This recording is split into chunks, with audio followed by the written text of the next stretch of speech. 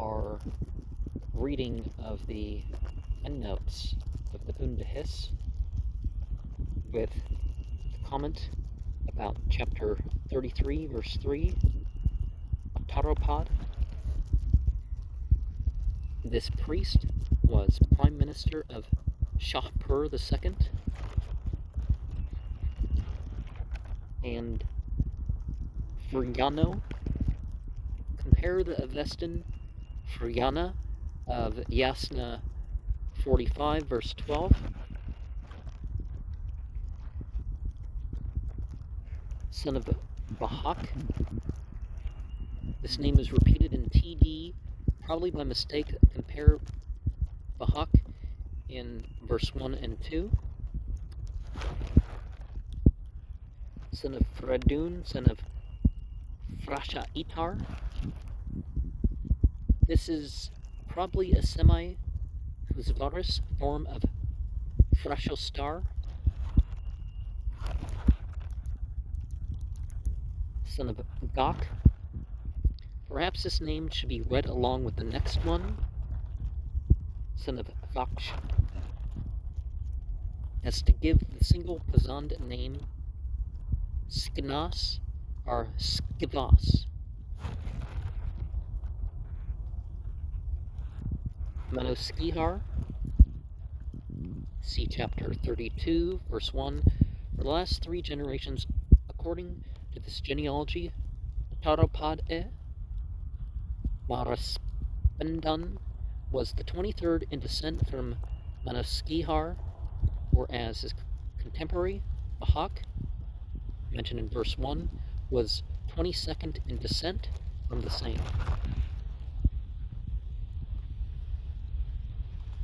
Son of Durasrobe, son of Manus. No doubt Manuskihar is meant. If not, we must read Manus Durnamik in connection with verse 5. Son of Nodar, here written Nidar, but see chapters 29 verse 6 and 31 verse 13. Mitro Akavid is son of Mardon Veh. Here written Mard Veh, but see verse 8. Va-e Vukt. Here written A-e Vukt, but see verse 8. It may be Vis Vukt or Ves Vukt. Also was the righteous daughter of Mah-Agar, son of Mah-Bondak, son of Mah-Bukt. The text is Amidar, Munas Ve-Agas, Zerkund, Humoi, Dukt e Frehma Ik Aharob Vukt, or perhaps Dukt.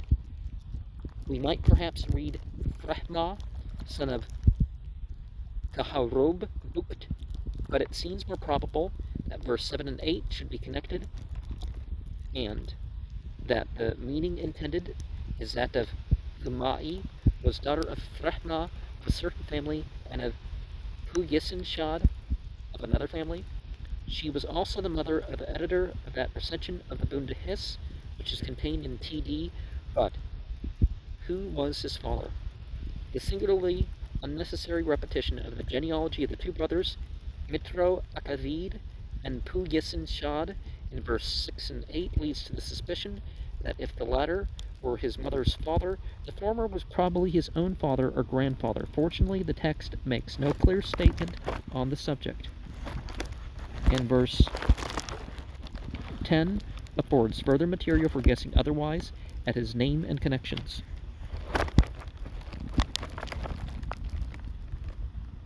The race of Manuskihar, mentioned in verse 9, compare chapter 32, verse 4. Whom they call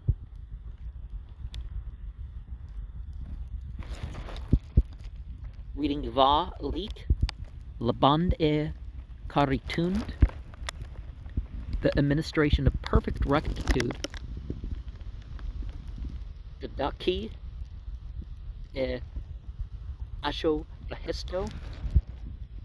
This looks more like a complementary title than a name, and if the editor of the TD recension of the Bundahis were the son or grandson of Mitro Akavid, mentioned in verse 6, we have no means of ascertaining his name. But if he were not descended from Mitro Akavid, it is possible that verse 10 and 11 should be read together, and that he was the son of Yudan Yim. Now we know from the heading and colophon of the 92 questions and answers on religious subjects, which are usually called the Dadastan Dinik, and from the colophons of other writings, which usually accompany that work, that those answers were composed and certain epistles were written by Meduskihar, son of Yudanyim, who was high priest of Pars, and Kirman in AY 250 or 881, and apparently a more important personage than his probably younger brother, Zad Sparham, who was mentioned in verse 11 as one of the priests contemporary with the editor of the recension. If this editor therefore were a son of Yudan Yim, which is a possible interpretation of the text, he was most probably the same Manuskihar, author of the Dadastan-e Dinik. See the introduction of verse 4. And Zadsparham. The last name is very probably superfluous. Zadsparham, having been written twice, most likely by mistake, is Atarpad, son of Baraspend, is probably the one mentioned in the following extract from the Old Persian Rivayat, manuscript number 8 of the collection in the Indian Office Library at London, folio 142a. The book Din Card, which the Dasturs of the religion and the ancients have compiled. Likewise, the blessed Darbad, son of Mahraspend, son of Asavahist, of the people of the good religion, in the year 300 of the Yazdagard Shahryar, collected some of the more essential mysteries of the religion as instruction. And of these he formed this book, that is, he was the last editor of the Din Card, which seems to have remained unrevised since his time, as the present copies have descended from the manuscripts preserved by his family and first copied in AY 369. Zadsparham was brother of the author of the Dadastan Dinik. He was high priest at Sirikhan in the south, and evidently had access to the Bundahis, of the part of which he wrote a paraphrase. His name is usually written Zadsparham, without the H. In the history of the Din Card given at the end of this book, Farhang e Oim Kaduk, page 34, we are told as follows. After that, the well-meaning Atropod, son of Hamid, who was the leader of the people of the good religion, compiled with the assistance of God through inquiry, investigation, and much trouble, a new means of producing remembrance of the Mazdayastian religion. He did this, we are further told, by collecting all the decaying literature and perishing traditions into a work like the great original Din Card of 1,000 chapters. Manak e Zak Rabba Bun Dino Karto 1,000 Darako. We thus learn from external sources that the group of contemporary priests mentioned in the text was actively employed about 900 of the Common Era in an attempted revival of the religious literature of the Mazdayastians, to which we owe either the revision or compilation of such works as the Din Card, Dadastan et Dinik, and Bundahis. And there's a whole series of revivals, and that's perhaps where we get some of the dates for when Zarathustra was. Obviously, the Sasanian and the Parsi revivals were not when Zarathustra was. The Achaemenid revival, I believe that was a revival, not the start of things, for reasons I've stated and will state, some that I haven't mentioned publicly, I guess. The Magian revival, definitely think that was one of them. And chapter 34 is found in all the manuscripts. On the reckoning of the years, TD adds of the Arabs. Tazi Khan. The creatures were intangible. Skipping some words there. See chapter 1, verse 8. And 3,000 years. See chapter 1, verse 22, and 3, verse 1. As this was 6,000 years series of millennial reigns, the system of millennial reign for each constellation of the zodiac can hardly have any connection with the precession of the equinoxes, as the equinoxes travel backwards through the zodiac, whereas these millennial reigns travel forward. Well,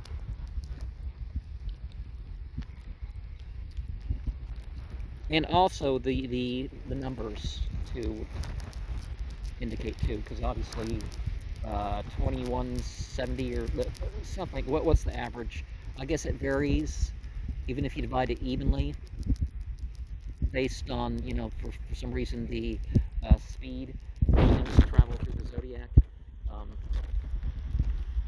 You know what I mean?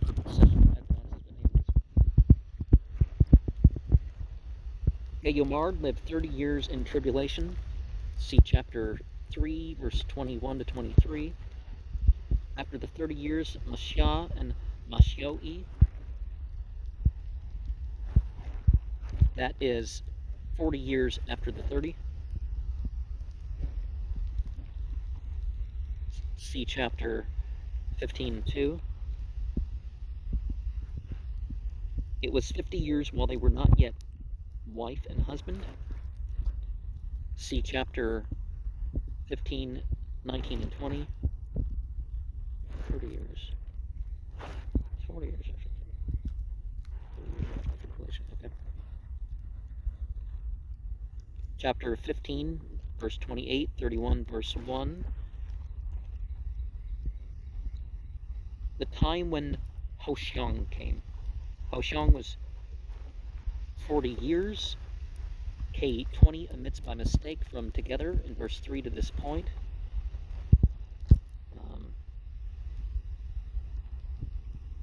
Together, Takmorup. Okay, that's how they would read that. But Takmorup, see chapter 31, verse 2.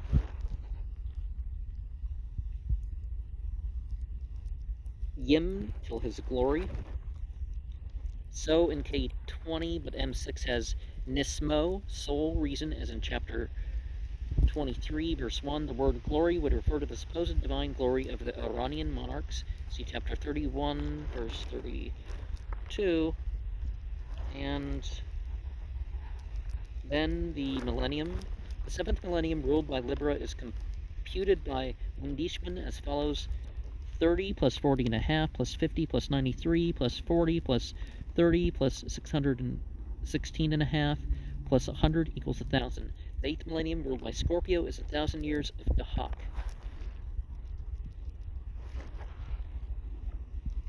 And Dahak, see chapter 31, verse 6, and 31, verse 7 to 11, the Sagittarius reign of Fredun. And Menuskihar, see chapter 31, verse 12 to 14, 31, verse 21, Dush Klargar, and the 12 years of Frasiyad. Zob the Tuthmaspen was 5 years. Written Uzobo in chapter 31, verse 23 and 24. Ka'i Kabad, usually written Ka'i Kavad in Pahlavi, see chapter 31, verse 24 and 25. And Ka'i Lorasp, also written Ka'i Loharasp, see chapter 31, verse 28 and 29. And 30 years altogether, 120 years. This is the end of the 9th millennium, ruled by Sagittarius, which is computed by Windishman as follows: 500 plus 120 plus 5 plus 15 plus 150 plus 60 plus 120 plus 30 equals 1,000. Now, see, they may have, messed that up a little bit. But Cancer.